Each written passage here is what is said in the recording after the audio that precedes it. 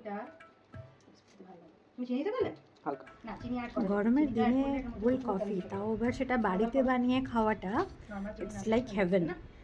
দেখো আজ আমরা দুজন মিলে, কর্তাগিন্নি মিলে আজ কোল্ড কফি বানাচ্ছি। 3টে পাউচ, 3টে দিলে স্ট্রং হবে। দেখা যাক কতটা কি ভালো হয়। 3টে দেওয়া হচ্ছে,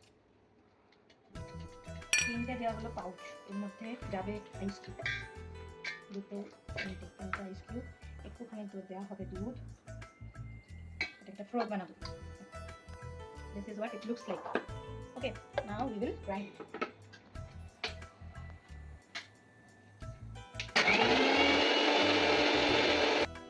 এর মধ্যে সিরাপটা দেবো যাতে করে এটা এরকম মিষ্টি লাগে খেতে, ঠিক আছে? আর বরফ দেবো? দেবো? দেবো না? না বলছি। ফ্রোথটা আমি জাস্ট এখানে দিলাম, কেন কি এখানে দেওয়ার পরে আমি এর মধ্যে মিল্কটা অ্যাড করব। This is mine. I will not add any type of syrup.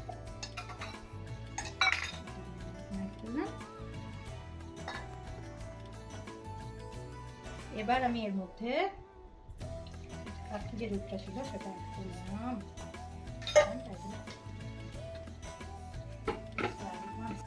এর উপর থেকে করে আমরা, মানে এটা যে দুধটা ঢালবো একটু বন্ধ করো।